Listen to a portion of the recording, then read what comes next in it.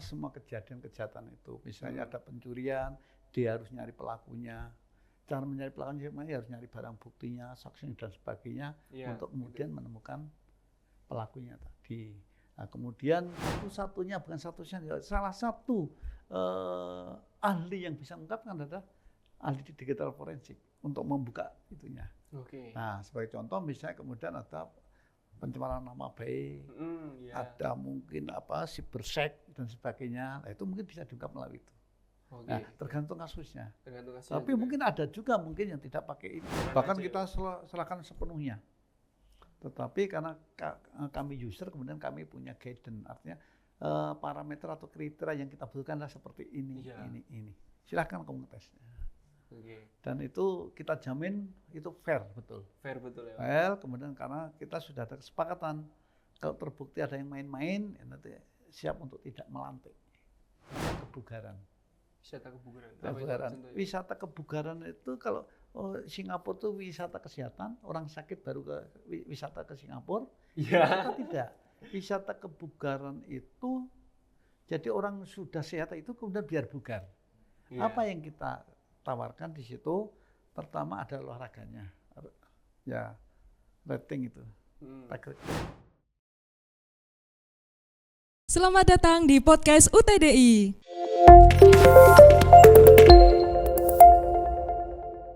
Oke, teman-teman selamat datang di podcast UTDI. Di sini episode kali ini kita kedatangan tamu khusus, ya terutama sangat kehormatan bagi saya. Sekarang kemarin beberapa kali dosen, terus sekarang Bapak Lurah kembali. Mungkin yang dulunya pernah lihat di episode dulu ada Pak Lurah dari Pacarejo, sekarang ada Pak Lurah dari Canden gitu. Nah, kita beri tepuk tangan untuk Bapak Bejo. Oke. Nah, di sini mungkin ini baru pertama kali berkenalan ya Pak. Perkenalkan saya Herdian dulu Bapak. Bejo. Ya. Tapi gini Pak, pada saat saya riset ya Pak, untuk Bapak Bejo itu untuk namanya sendiri kadang ada yang Bapak Bejo saja, ada yang pakai WTP gitu. Nah itu apakah emang dari namanya atau gimana Pak? Soalnya takutnya ya Pak, takutnya itu kalau salah riset gitu loh Pak. Oke, jadi memang sebetulnya nama itu Bejo, tetapi kemudian WTP itu sebenarnya kan nama angkatan. Tetapi kemudian itu yang membedakan bejo-bejo yang lain di Yogyakarta. Kalau ada bejo WTP hanya satu saya. Baik berarti. Tapi diplesetkan kadang bejo itu apa? Waton penak katanya. Dulu katanya. Iya Pak. Tetapi sekarang katanya sudah pensiun namanya bejo wis tau penak. Iya. Baik. Jadi gini teman-teman, dan fun fact-nya kembali ya. Pak Bejo ini adalah mantan dari Kapolda dan di Bantul ya Pak, atau Kapolda Jogja? Di DIY Jogja. Nah, terus sekarang beliau menjadi Bapak Lurah. Nah, mungkin dari sini Pak, dari kita mengulik tentang kepolisian dulu ya Pak. Di kepolisian, nah itu kok bisa, itu di bagian apa dulu Pak? Apakah berhubungan langsung dengan kemasyarakatan yang sekarang jadi Bapak Lurah, atau dulu beda bagian nih, atau Bapak dulu fokus di bagian apa ini? Jadi di kepolisian itu banyak tugas-tugas, ada yang satuan lalu lintas, yang atur lalu lintas dan berkaitan dengan kendaraan bermotor itu. Kemudian ada pembinaan masyarakat di Binmas, itu yang melakukan pembinaan. Ada kalau di tingkat desa itu Babin Kamtipmas, ada fungsi intelijen, ada fungsi pengamanan objek vital. Kemudian ada yang staf-staf itu keuangan dan sebagainya. Nah, kemudian ada di reserse. Reserse itu bagian penyidikan yang ngurusi maling-maling, kejahatan dan sebagainya, itu reserse. Ada juga reserse narkoba. Nah, kemudian saya lama berkecimpung di reserse, baik reserse narkoba maupun reserse umum. Itu. Jadi selama saya dinas, selain di luar Polres itu di reserse. Berarti kayak penyelidikan, bisa dibilang kayak itu pendidikan yang kayak detektif gitu Pak? Atau yang mungkin di forensik, jadi misalkan kayak ada beberapa kan kalau setahu saya Pak, kalau forensik itu kan kayak ada korban ataupun nanti di dalam TKP nanti ada seperti kayak gimana, nah nanti kan ada barang bukti terus Ya. oh ini kok misalkan di korban kok lebam itu gara-gara apa dan lain sebagainya. Nah, itulah salah satu tugas kepolisian di bidang reserse di penyidik. Itu mengungkap semua kejadian kejahatan itu. Misalnya ada pencurian, dia harus nyari pelakunya. Cara mencari pelakunya harus nyari barang buktinya, saksi dan sebagainya untuk kemudian menemukan pelakunya tadi. Nah, kemudian berkaitan dengan apa? Berkaitan dengan cara mencari tadi, ya dengan berbagai macam cara. Nah, salah satunya ini ada bisa aja digital forensik, jejak digital itu. UTD kan ini ada. Ya, itu UTD. salah satunya adalah menjadi alat bantu atau bantuan teknis untuk mengungkap kasus dengan melalui jejak digital itu. Iya. Makanya ada istilah digital forensik. Sekarang udah digital forensik. Ya, digital forensik itu bisa, kemudian psikologi forensik kan banyak itu. Kemudian ada akuntan forensik, ada kedokteran forensik semuanya. Kalau UTD kan lebih cocok ke digital forensik. Iya. Baik, di digitalisasi forensiknya. Nah, terus untuk ini ya Pak, berarti pernah nggak sih Pak kalau dulunya itu kalau sekarang kan nonton kayak forensik kayak jadi kayak Bapak yang jobnya Bapak dulu di kepolisian, itu kan tahunya saya sama teman-teman itu di film ya kebanyakan ya, apalagi di drakor gitu loh Pak. Nah, kalau misalkan saya dengan sekarang ini ya Pak, pemikiran sekarang ini terus menjadi dapat job atau pekerjaan kayak Bapak kayak gitu, kayak berasa kayak wah detektif Conan nih. kayak berotak senku gitu kan kalau misalnya yang lain mungkin. Nah, itu pernah gak sih Pak kalau dulu paling apa ya kayak burnout banget gitu. Itu biasa Bapak itu memecahkan itu dalam rentang berapa hari itu Pak? Boleh di spill? Kita buka malah jadi buka dapur ya. Jadi penyidikan itu seni. Seni artinya apa? Setiap kasus yang sama belum tentu diungkap dengan cara yang sama. Oke, Contohnya misalnya pembunuhan. Wah, pembunuhan dulu dengan ungkap cara ini belum tentu juga bisa terungkap. Kan seni. Iya, nggak ada rumusnya juga ya. Ada seni, artinya ya tergantung seni kita. Jadi misalnya ada pembunuhan di sana, kita bisa mengungkap dengan cara misalnya jejak digital itu. Mungkin kasus yang di sana mungkin beda pengungkapnya dengan cara seperti apa. Iya. Ya artinya seni. Oke. Ya seni. Ya. Tapi ngomong tentang dari tadi forensik digital gitu ya Pak. Iya. Nah itu dengan sekarang ini sama dulu yang mungkin digitalnya itu belum terlalu lengkap seperti sekarang gitu. Itu dari range 1 sampai 10 ya Pak, itu membantu berapa itu Pak skornya Pak? Sebetulnya sangat membantu sekali. Bahkan bisa walaupun tidak 10 ya, 10 tetapi artinya apa? Bahwa ini membantu untuk mengungkap kasus. Sebagai contoh misalnya kemudian kita misalnya ada biasanya ITE, kejahatan dengan menggunakan teknologi inilah. Ini kan bisa saja dia mempunyai peran yang penting atau dominan dia untuk alat buktinya. Karena digital forensik ada di situ semuanya, barang bukti mungkin ada di sinilah. Satu-satunya, bukan satu-satunya, salah satu ahli yang bisa mengungkapkan adalah ahli di digital forensik untuk membuka itunya. Nah, sebagai contoh misalnya kemudian ada pencemaran nama baik, ada mungkin cybersec dan sebagainya. Nah, itu mungkin bisa diungkap melalui itu. Nah, tergantung kasusnya. Tapi mungkin ada juga mungkin yang tidak pakai ini, tidak pakai digital forensik misalnya. Kalau hanya kejahatan manual, curi sepeda dan sebagainya kan nggak perlu. Ya nggak, paling kan itu. Digitalnya paling di CCTV mungkin ya Pak. CCTV atau itu paling seperti itu. Tetapi kita yakini bahwa dengan scientific investigation, artinya dengan investigasi secara keilmuan dengan sains itu digital forensik sangat dibutuhkan. Ya, bahkan sekarang itu hampir semua kejahatan itu sekarang kan di handphone semua. Kadang handphone yang nggak tahu apa-apa bisa jadi ancaman lebih tajam daripada pisau, Pak. Kadang.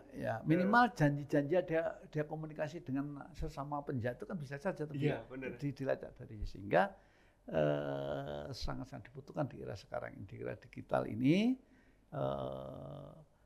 Jejak digital atau digital forensik sangat dibutuhkan. Oke. Dan untuk ini ya Pak, untuk misalkan tadi digital forensik itu berarti itu orang-orang yang khusus di IT dulu mengenal IT atau yang nanti masuk dulu baru nanti belajar di situ gitu. Memang kalau lebih baik kalau kemudian kita siapkan sebelumnya. Misalnya seperti kalian itu udah lulus, nanti kita daftar kepolisian. Berarti kan sudah punya bahan. Kemudian dilanjutkan kemudian di semacam keahlian gitu atau pendidikan kejuruan itu bisa digital forensik seperti itu sehingga lebih bagus. Walaupun ada kemudian kita sudah jadi polisi kemudian kita siapkan untuk didik. Tapi sekarang ini kan sudah artinya sudah spesifik. Ada juga penerimaan itu sudah yang dibutuhkan ini. Contoh misal ini di era ketahanan pangan ini ada yang kemudian tentara polisi mencari STM pertanian misalnya. Kan ada tadi sekarang lah. Besok tidak menutup kemungkinan nanti mencari sarjana dari yang digital itu. Yang digital dan sebagainya gitu itu Pak. Seperti itulah sudah ada. Saya juga baru tahu loh Pak kalau misalkan pendaftaran kepolisian itu bisa dari sarjana gitu loh. Yang orang-orang berkuliah misalkan sarjana atau D3 gitu. Karena beberapa mungkin saya yang kurang informasi ya Pak, kurang nongkrong sama teman-teman juga. Nah, saya tahunya itu kalau kepolisian ataupun TNI di militer gitu ya Pak, itu mereka itu masuknya itu atau seleksinya itu di SMA gitu loh. Jadi SMA atau lulusan SMK gitu baru masuk, nanti masuk di situ terus nanti dimasukkan ke divisi apa gitu. Setahu saya kayak gitu. Ternyata dengan adanya apa yang tadi kita bicarakan itu, saya jadi nggak selamanya itu dari SMA penyerapan dari perkuliahan juga banyak ya Pak. Jadi rekrutmen atau penerimaan sumber kepolisian itu ada dari SMA, rata-rata SMA. Itu yang kemudian nanti jadi bintara. Kemudian ada perwira sumber sarjana, itu dari S1 maupun D3 atau S2. Kemudian ada juga dari Akpol, Akademi Kepolisian itu sumber-sumber kepolisian. Nah, kemudian tinggal itu nanti disusun masing-masing jurusan. Tapi sebenarnya itu bisa SMA atau sederajat itu mendaftar, nanti ada yang bintara itu TNI maupun Polri. Kemudian ada yang dari perwira sumber sarjana. Artinya memang perwira tapi sumbernya dari sarjana, dari S1 maupun S2 atau D3. Nah, kemudian ada perwira yang dari Akademi Kepolisian itu. Itulah. Itu polisi umum. Polisi umum hanya memang sekarang itu kalau kita lihat rekrutmen itu sudah spesifikasi. Contohnya ada yang tentunya adalah harus sarjana psikologi. Ada yang harus magister psikologi atau profesi psikologi. Ada yang hukum dan sebagainya. Tapi tidak semua bisa terima. Dulu tidak. Dulu semua diterima baru kemudian diplotkan masing-masing. Kayak gitu. Sekarang dibutuhkan apa? Misalnya dibutuhkan IT-nya. Ya udah dari jadi udah TI. Kayak pembukaan BUMN Pak. Sesuai dengan yang dibutuhkan. Gitu ya. Kayak CPNS juga gitu ya Pak. Betul. Jadi kalau tadi itu yang Bapak bilang kayak dulu setahu saya cuman itu di langsung umum gitu. Nah, terus untuk ini berarti membuka kemungkinan juga ya Pak untuk anak-anak gitu, dan yang mungkin dengan orang-orang IT kadang banyak ya Pak orang IT itu nggak tahu mau kemana, misalkan kayak ke startup itu nggak bisa dan lain sebagainya, tapi kok tertarik nih dengan adanya Polri gitu, mungkin bisa masuk juga. Bisa masuk ya, tergantung nanti biasanya kan sudah ditentukan jurusan apa saja yang diterima tahun ini. Tidak menentukan ini nggak diterima, dibutuhkan tahun depan. Tetapi saya kira di zaman sekarang tuh pasti siapa butuh IT. Bahkan kepolisian juga, apalagi sekarang maraknya kejahatan siber. Itu cyber security. Itu makanya itulah perlunya kemudian mahasiswa terutama yang di UTD ini kan memang faknya sehingga memang harus diperdalam. Karena semua sudah bisa semua, tapi biar ada nilai tambahnya. Iya, Jangan benar. hanya sarjana, tapi harus sarjana plus. Yes. Nah, Jadi harus punya skill juga yang mumpuni Iya. untuk menjadi seseorang yang sukses untuk kedepannya juga ya Pak. Gitu. iya. Nah, berarti Bapak tuh di kepolisian tuh berapa tahun nih Pak? Kalau misalkan dihitung dari Sekitar awal 35 tahun. 35 tahun. Ya. 34, 35 tahun ya, 35 tahun. Berarti 35 ya. Misalkan ya Pak, Iya. misalkan ya Pak. Kita ada ya masuk itu lulus SMA lah, lulus SMA 19 tahun. Iya. Misalkan 19 dapat 35. Berarti Ya, antara hitung aja, Iya. hitungnya pensiun 58, dihitung saja. Pensiun 58 tahun. Iya, Nah, sekarang kan 19 tahun udah jadi polisi, ya tinggal aja masa di Indonesia 58 kurangi 15, 40 berapa tahun lebih. Soalnya yang saya nggak percaya itu masuk Bapak udah 60 sih Pak. Sekarang ini Iya. sudah 65 ini. Serius ya Pak? Iya, 65 ini. Soalnya apa ya? Masih kayak ya antara 50 paling kepala kecil lah Pak gitu. Kok bisa? Iya. Saya sudah 60, saya pensiun tahun 2018. 2018 umur saya berarti kan sudah 58. 18, 58, sekarang 2025 ya tambah 7 atau 6 lah. Iya, gitu ya, berarti kan berapa? Berarti 65. Iya, 65. 65. Kalau kelahiran 60 berarti kan 65. Yes, benar, Iya. benar. Tapi kelihatannya wah, muda banget ya.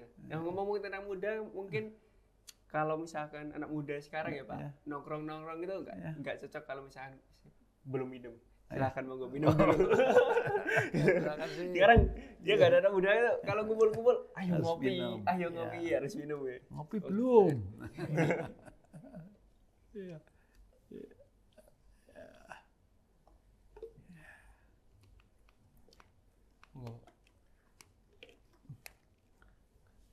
Silakan.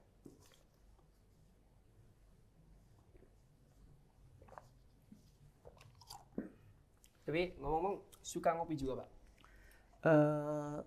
Tidak sih, tapi ngopi juga nggak apa-apa, tapi ya tidak, artinya bukan peminum atau pecandu kopi, tidak. Nah, tapi sesekali kalau memang artinya gini, Kalau Oke. diajakin oke.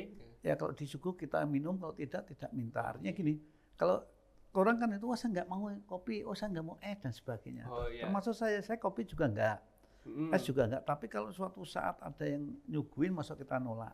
Iya, Ya, bener nggak banget. itu. Oke. Toh badan saya masih bisa menerima dikit-dikit gitu. Iya, Bukan nggak ada penolakan gitu. Nggak ada penolakan ya Pak. Ya, kecuali pedes itu baru kita Kalau tolak. kalau itu saya setuju juga Pak. Iya. Yang masih muda juga ya juga mengurangi gitu Pak. Iya. Nah, tadi kan kita ngomong gini Pak, Bapak kan pensiun di tahun 2018. Ya. Terus kemudian beberapa orang nih Pak, ketika pensiun itu kayak memilih wah menikmati masa pensiun gitu, terus pengen apa ya nyawang kiwa tengen lah kalau misalkan bahasa Iya, Jawa ya. iya. Nah, kenapa untuk saat ini Bapak itu memilih menjadi Pak Lurah, di mana kan Iya.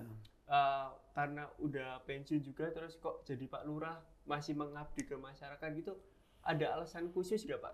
Jadi gini, oke. Memotivasi mungkin Nah, atau gini. apa?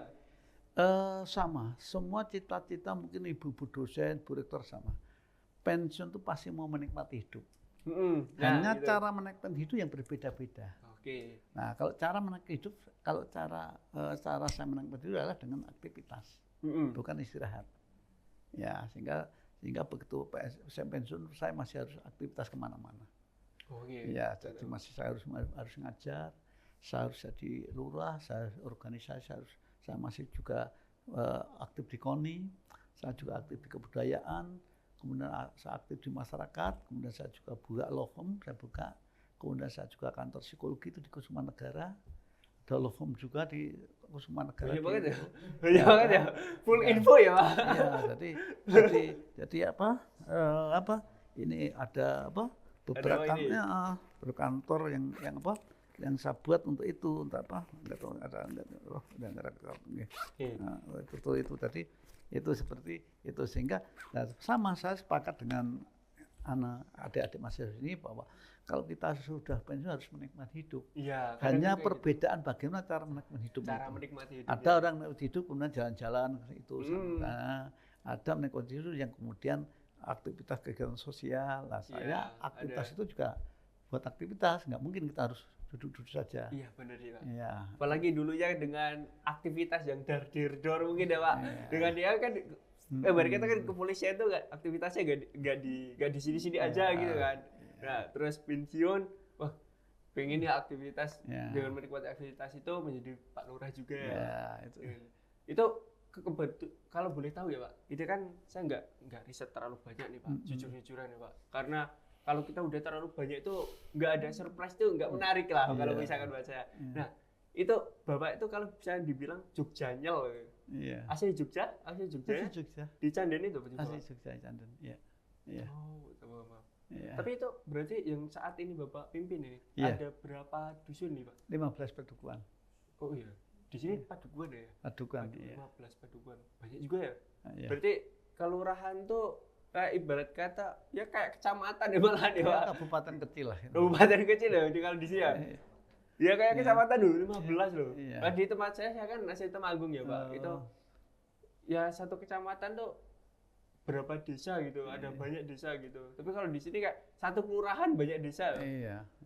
Tapi Temanggung juga sama, kemarin saya juga ke Temanggung, ke Wonosobo juga sama.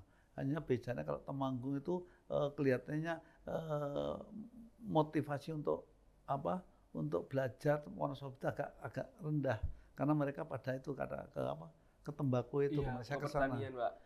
Nah, kemudian saya kan ke sana, kemudian saya juga masih menjadi dewan pendidikan di Kabupaten Bantul, sehingga saya masih ngurus pendidikan juga di situ. Oh iya. Berarti itu di Dewan Pendidikan tuh juga mengajar juga berarti Pak? Enggak, Dewan Pendidikan hanya untuk menjembatani, komite sekolah dan sebagainya. Jadi Dewan Pendidikan itu hanya ngurus kemajuan pendidikan. Nanti kita diminta masukan kurikulum, kemudian yunanisasi dan sebagainya itu dari Dikpora. Iya. Karena pernah ke Temanggung itu berapa kali Pak? Sering ketemu. Sering banget. Oke. Jadi kadang saya juga kalau dari saya sendiri Pak, Temanggung dan sini tuh kayak ya mungkin bedanya jauh banget gitu. Misalkan bisa dibilang desa, kayak tadi yang Bapak bilang itu kayak kelurahannya itu kok bisa jadi 15 padukuan gitu loh, banyak banget tuh. Nah, dari sekian banyak beragam kan pasti ada potensi yang paling tinggi lah, misalkan di padukuan satu itu kayak wisatanya atau padukuan satu lagi ke UMKM-nya dan lain sebagainya itu. Nah, dulu nih Pak, pas pada saat visi misi Bapak mencalonkan diri itu. Nah, itu ada satu hal yang mungkin menjadi pembeda Bapak gitu untuk visinya itu beda nih gitu. Jadi misalkan saya yang jadi warganya kayak mending milih Bapak Bejo aja nih gitu. Iya. Memang ada. Jadi pertama di era digitalisasi itu dulu kita misi transparan. Nah, bentuk transparan itu transparan dari semua hal. Mulai dari pengelolaan anggaran, pengelolaan aset, termasuk rekrutmen. Nah, rekrutmen pamong yang sudah pensiun, ada rekrutmen pengadaan. Itu kita transparan. Itu bentuknya lah. Itu yang tidak dilakukan oleh orang-orang mungkin ya. Seperti itu kita seperti itu. Integritas kita memang jaga, dan itu tidak ada di tempat kami itu pilihan-pilihan itu yang titip-titipan dan sebagainya. Dan setiap orang bisa mengakses dana kita berapa, termasuk realisasi anggaran itu. Ya, melalui website kita itu bisa dilihat kan itu berapa anggarannya per tahun, kemudian untuk apa saya ada di situ. Oh, berarti udah full transparan banget ya? Ya, boleh dilihat. Full transparan. Karena apalagi yang tadi Bapak sebutin itu untuk yang rekrutmen ya, itu kadang banyak orang tuh yang nggak tahu malahan, tiba-tiba kok ada rekrutmen gitu kadang kan, terus kapan nih buka lowongan ya, ibarat kata, padahal banyak yang membutuhkan pekerjaan gitu, anak mudanya, tapi kok malah yang dari luar nih yang rekrut kadang gitu. Kita udah bahkan ini besok tanggal 20 kita tes untuk beberapa staf, kemudian dengan kepala dukuh atau kadus. Itu besok tanggal 20 ini. 20 kita minta pihak ketiga untuk ikut ngetes. Oh iya. Ya, jadi bukan hanya dari kelurahan, kelurahan bahkan aja, kita serahkan sepenuhnya. Tetapi karena kami user, kemudian kami punya guidance, artinya parameter atau kriteria yang kita butuhkan adalah seperti ini. Silahkan kamu ngetes. Dan itu kita jamin itu fair betul. Fair betul ya. Fair, kemudian karena kita sudah ada kesepakatan kalau terbukti ada yang main-main, ya nanti siap untuk tidak melantik. Iya. Malah turun ya, nggak turun malah bisa dipecat juga ya Pak. Iya. Itu kita ya. Itu main-main tuh hingga. Soalnya pas kemarin tuh lihat di Instagramnya, di Instagram itu kok, kok ada info lowongan pekerjaan itu buat apa? Buat di kelurahan gitu. Keren juga ya. Soalnya kadang ya mungkin ya Pak untuk beberapa orang ke kelurahan itu kalau nggak penting nggak ke sana gitu. Kadang kan kayak gitu Pak. Misalkan saya aja ya, saya sendiri itu kalau misalkan kayak lowongan kayak gitu, itu kan biasanya cuma ditempel saja ya Pak di papan pengumuman di kelurahan gitu. Nah terus kalau saya sama teman-teman yang anak muda itu kalau misalkan nggak minta surat, entah surat KTP lah atau apalah gitu, nggak ke kelurahan, gitu ya. nggak ada urusan nggak kelurahan gitu. Jadi kayak dengan adanya kayak gini kayak cara Bapak yang tadi itu untuk info lowongan di IG dan lain sebagainya, malah keren ya sekarang. Jadi bukan hanya di IG, di website, kemudian juga di tempat-tempat strategi kita buat banner.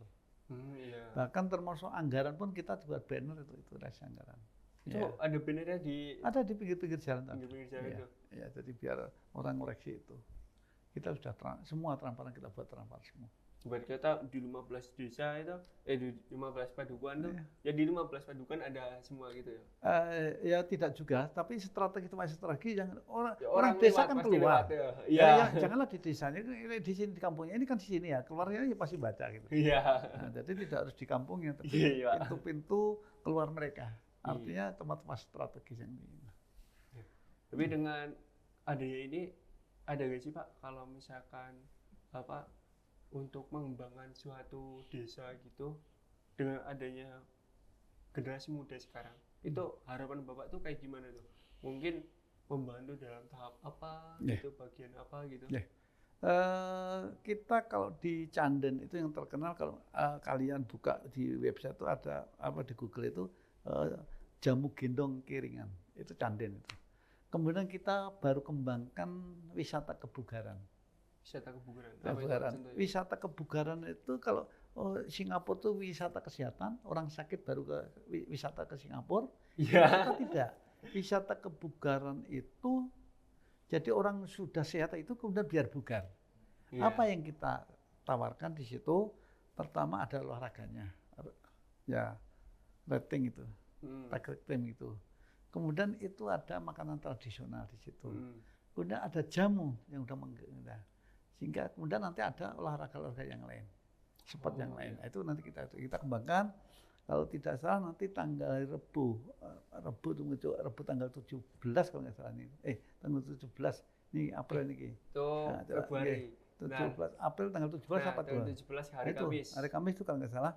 Nanti kita ada dari kalau mau ke sana nanti ada dari Menteri Kominfo kelihatannya, nanti beberapa media. Nanti kalau hampir semua media mau ke sana, nanti kita kasih tahu nanti. Boleh. Kita kasih rebutan sana. Full info. Ya. Mari. Ibarat kita kalau sekarang Sherlock tak parah nih Pak. Iya, seperti itu. Dekat ke sini nggak sampai setengah jam ini. Nggak ada sengaja Pak. Pernah juga. Nah itu tadi. Itu kalau enggak tanggal 17 itu hari Kamis itu kita ada tamu dari Kominfo yang untuk melihat itu pack rating itu. Kita pack rating itu kita ada sungai. Kemudian di sungai itu kemudian kita punya perahu banyak, perahu karet-karet itu, kemudian menjelajahi sungai itu. Seperti Elo itu loh. Arung jeram itu. Nah, tapi kalau udah kan gini. Nah, kita tidak karena kita santai. Kita bukan kemudian seperti Elo biar tantangan itu. Kita memang santai, memang untuk bukan memacu adrenalin itu kan. Kalau kan adrenalin. Iya, adrenalin itu tidak. Kita memang bisa biar bugar. Kemudian nanti ada halte ya berhenti sementara itu ada minum jamu dulu, terus naik lagi teruskan lagi di finish.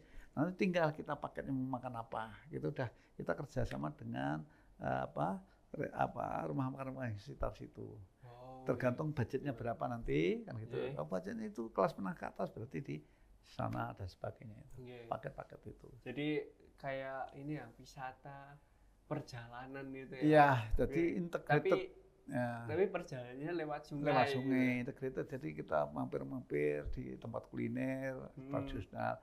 Kalaupun nanti ada itunya, ada kesenian, nanti ada jadilan atau apa, kita kan punya kampung budaya. Jadi satu kampung tuh dia punya macam-macam seni. Ya itu kita tampilkan tergantung nanti paketnya apa. Ya.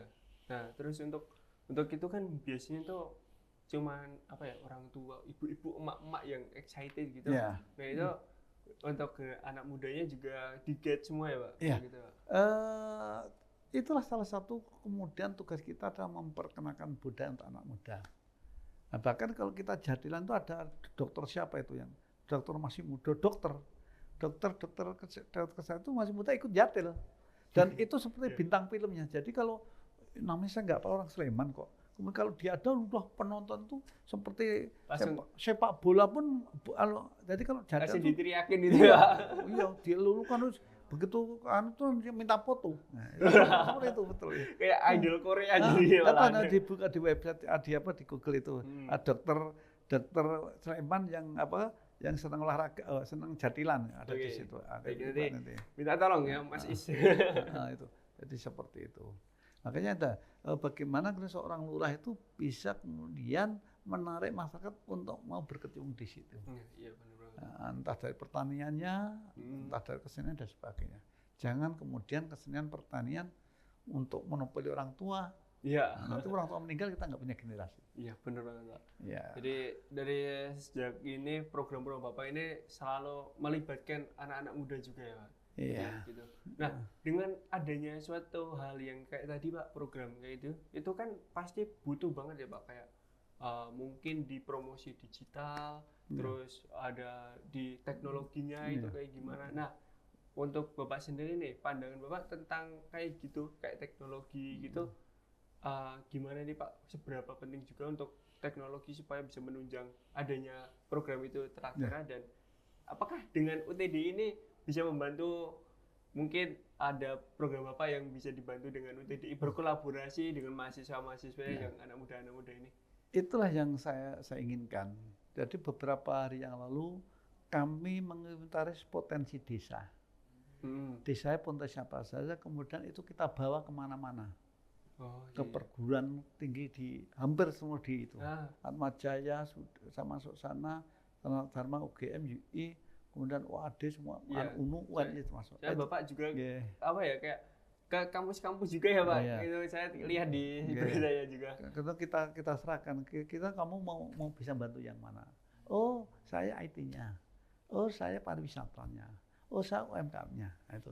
Sehingga saya nggak perlu memikirkan banyak, yang mikirkan mereka itu. Pertama, yang kedua, kita bisa ngirit biaya karena itu ada lembaga pengabdian masyarakat. Sehingga LPM kita taruh sana untuk kegiatan di sana. Itu banyak itu di UGM, Fakultas Hukum itu ada, kita kerjasama dengan Magister Litigasi, itu kalau penyuluhan hukum dari dia. Kemudian arsiteknya dari Atmajaya. Kemudian dari UNJ-nya dari pertanian, dari UNU, dari STAID, agama dan sebagainya. Jadi kita semua perguruan tinggi kita sudah kita undang ke sana untuk itu. Kita tawarkan nih, silakan. Ibarat kata cari beberapa kolaborasi untuk bisa membangun, untuk memajukan untuk Indonesia emas besok gitu. Ya. Kenapa? Saya kan berpedoman bahwa kalau rumus itu ada di kampus. Kalau data ada di desa. Nah, ada desa kemudian digabungkan dengan rumus kan selesai nanti. Ya, kan benar Pak. Itu sehingga ada data tanpa rumus juga, datanya mau ngapain? Nah, rumusnya ada di kampus, orang pintar-pintar tuh. Ya, kita yang desa punya data, nyiapkan data seperti ini, silakan kamu olah kemana. Menarik juga gitu Pak. Jadi juga kayak desa-desa di sini tuh di Jogja terutama banyak kan tuh mereka bekerja sama dengan kampus-kampus yang ada gitu loh. Jadi nggak kayak di desa yang mungkin di Temanggung gitu yang kampusnya baru sedikit gitu. Cuman beberapa aja yang berkolaborasi. Mungkin ada kalau di Temanggung ada kayak Stikes gitu ya Pak. Itu paling di Posyandu Dunia atau apa gitu. Tapi kalau di sini kayak semuanya bisa dikolaborasinya Pak, dengan teknologinya mungkin ataupun dengan keuangannya, tergantung kebutuhan dan kemampuan desa, yang pengen disalurkan untuk desa tersebut gitu ya. Jadi makanya kalau di kita itu agak-agak ringan, semua kan sudah kita serahkan pada kampus itu ya. Posyandu kemudian ada stikers yang itu negeri itu yang di Jalan Godean itu ini ada berapa, ada 10 atau 5 berapa mahasiswa itu. Nah itu ya kita berdayakan. Termasuk ini di UMKM itu kita kalau nanti kapan kan ke kantor saya kan lihat itu packing banyak itu. Parcel. Iya packing apa itu udah itu nanti cara packingnya nanti kan seperti itu. Oke. Ya. Baik, menarik banget ya. Baik, monggo Pak, bisa dipinum kembali Pak. Ya, kalau udah ngobrol kayak gini Pak, bablas terus. Ya biasa kan kalau malam kan sampai subuh tuh. Woi. Hari apa itu malam minggu yang lalu itu sampai Pak Mas Ari Sujito, Wakil Rektor UGM itu sampai jam 1 itu di Dilyan ini, Kejayaan ini. Sama kepala Dispertaru di IY. Sama Kapolda, sama Kanjeng Yudo itu ngobrol-ngobrol sampai jam 1 malam. Itu juga nggak berasa itu ya Pak? Nggak ada rencana sampai jam 1 ya Pak? Enggak. Cuma ngobrol-ngobrol kayak gini juga. Minum itu. Sambil kopi tahu, udah jam 1, sahur. Kan udah masih sahur. Itu pas puasa itu? Pas puasa. Sahur. Ya bicara sih bablas sahur. Iya. Itu. Nah, ini Pak, untuk apa ya? Untuk terakhiran mungkin ya Pak. Nah, ada gak Pak untuk pesan-pesan nih untuk Bapak sendiri ke anak-anak muda sekarang nih dengan adanya teknologi yang semakin maju, mungkin dengan background Bapak juga yang dari kepolisian, nah itu ada nggak sih Pak saran Bu ataupun kayak petuah gitu buat kita semua gitu? Yang jelas harus bijak menggunakan medsos atau bijak itu ya harus pandai bagaimana mengelola kemajuan digital ini, artinya teknologi ini. Ya bisa menjadi bumerang, bisa menjadi peluang untuk kita. Nah, pasti kemajuan apapun itu masih berdampak baik negatif maupun positif. Nah, kita lihat, kemudian kita manfaatkan untuk apa seperti ini. Nah, kalau kemudian untuk kejahatan bisa saja, untuk hoax, untuk jadi buzzer dan sebagainya.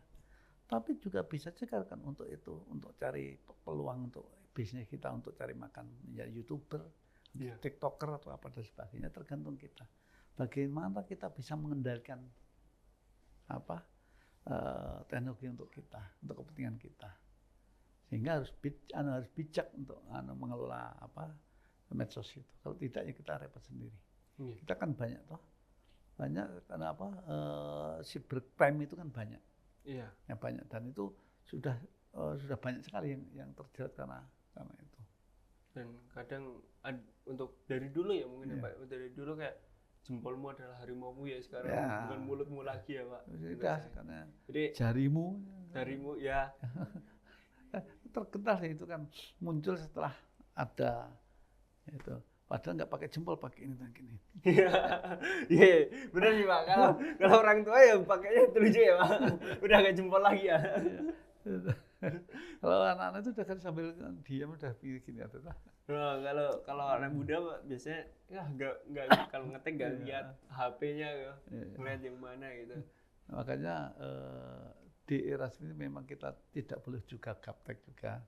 Artinya kan tugas di kantor salah satunya adalah bagaimana mereka melek teknologi. Ya, itu yang karena kan tapi juga susah karena ada beberapa pamong saya yang nanti tahun 2026-2027 sudah pensiun. Iya, yang sepuh-sepuh ya. Sepuh-sepuhnya itu rekrutmen yang sekarang itu salah satunya adalah dia punya skill berkaitan dengan teknologi. Ya, setidaknya mengenal ya Pak. Ya, mengenal dan bisa mengoperasikan lah, karena memang sekarang dibutuhkan itu. Iya, benar banget. Iya. Mana yang tidak butuh itu? Iya Pak, benar ya Pak. Ya. Sekarang apa-apa kayak komputer gitu. Terus dulu rumah sakit yang bisa cuman berkas-berkas saja, sekarang walah sudah pakai komputer semua. Sudah komputerized semua toh. Iya. Terus untuk ini Pak, untuk misalkan di generasi Gen Z atau generasi sekarang ini untuk peluang ke Indonesia emas itu. Nah, kalau Bapak sendiri itu kita lebih baik kayak gimana untuk supaya kita juga bisa ada motivasi dan bisa menjadikan Indonesia emas itu nggak cuman angan-angan aja nih, kita juga pengen andil gitu. Ya. Nah, Kenapa 2045 nanti dicanangkan Indonesia Emas? Iya, iya, Bu. Ya, harapannya karena yang tahun-tahun sekarang Gen Z ini nanti kan itu memimpin nanti. Iya. Sehingga Pak Presiden itu sekarang apa yang dikejar-kejar, yang diprioritaskan adalah stunting. Stunting, jangan habis stunting. Kemudian kurang gizi dan sebagainya. Kenapa? Kalau ini stunting kurang gizi 2045 mau apa? Makanya disiapkan betul dari sekarang. Ya, disiapkan. Bonus demografi itu akan menjadi beban manakala generasi blok on, artinya generasi yang tidak melek pengetahuan. Tetapi akan menjadi generasi yang bagus kalau kemudian disiapkan dari sekarang. Nah, kalau teman-teman lihat di medsos itu, coba lihat di Jepang, di Cina, di Amerika, itu sudah orang udah nggak mau. Bahkan sudah jarang mau nikah, itu udah agak ugal-ugalan. Sehingga 2045 dia kekurangan sumber daya manusia, kita surplus. Nah, surplus itu bagaimana kita mengelola agar di 2045 itu yang sekarang anak-anak kita, anak kecil itu menjadi generasi yang emas, generasi yang bagus. Makanya tidak boleh stunting, tidak boleh kurang gizi. Iya. Itu kemudian harus melek pendidikan, sehingga ada wacana harus sekolah. Iya, harapan kita nanti yang orang-orang tua sudah meninggal dia yang ganti. Itu berbeda dengan Cina, Jepang dan sebagainya yang sekarang sudah ada kurang generasinya. Kenapa? Yang tua yang sudah meninggal ini sudah ada. Karena sudah kan untuk nikah saja sudah susah mereka. Iya, artinya sudah enggak. Nggak tahu di Jepang itu nikah malah sama kartun. Nah, itu karena apa? Karena dia TKC, enggak seperti kita. Karena undang-undang perkawinan kita salah satu tujuan pertama adalah untuk meneruskan generasi, keturunan. Nah, itu bedanya. Konsep itu yang kemudian kita kembangkan ini, berbeda dengan sana. Ya mungkin ada teman hidup dan sebagainya. Artinya teman hidup ya bisa aja. Laki perempuan di Thailand kan sesama jenis boleh nikah sekarang. Dilegalkan undang-undangnya. Kalau cuma sesama teman hidup ya Pak? Ya. Nah, ini tidak bisa kalau di budaya gitu. Nah kalau itu iya nanti kamu kos-kosan itu bisa alasan Pak Polisi ngerebek nanti. Wah itu, nah, makanya itu kasih apa itu? Ya, itu salah satunya. Nah, salah satunya kenapa kita nggak izinkan gitu. Undang-undang KUHP yang baru itu kan tidak itu. Iya. Jadi setidaknya kita juga menyiapkan diri kita supaya menjadi orang tua yang bagus untuk kedepannya juga untuk anak-anak. Iya. Kita untuk cucu bapak ya mungkin ya. Iya. Belum udah punya cucu nih. Nah, jadi kita harus apa ya? Mungkin ada orang bilang tuh sekolah itu kadang nggak penting, tapi yang penting itu pendidikannya juga. Karena dengan pendidikan yang baik juga kita kemudian menjadi orang tua yang baik juga dan bisa membimbing generasi muda supaya menjadi lebih baik lagi daripada generasi kita sekarang. Iya. Ya, setuju nggak Pak? Setuju. Pak, makanya kan Ki Hajar kita kan kalau pendidikan kita kan mengatur pada Ki Hajar Dewantara. Iya. Ada 3 yang di situ. Ada lingkungan, sekolah dan orang tua, keluarga. Benar. Itu kalau itu berkolaborasi, itu sinergi, kemudian itu satu paham. Makanya pendidikan di Finlandia itu kan orang yang paling nyaman sedunia, pendidikan yang paling baik sedunia katanya. Itu karena salah satunya adalah ternyata setiap mengambil keputusan orang tua atau wali murid itu dilibatkan. Bahkan di sana ada perkumpulan orang tua wali murid itu. Bukan ngurumpi, bukan komite sekolah, tetapi bagaimana memajukan anaknya di situ. Itu berbeda dengan kita ada perkumpulan wali murid itu. Tapi ngobrol tuh ngerasani wong-wong dan membicarakan iuran berat dan sebagainya. Finlandia kemajuan anaknya. Coba lihat bukan iuran yang dimajukan ya Pak. Finlandia itu makanya pendidikan bagus apa. Memang dia negara kecil.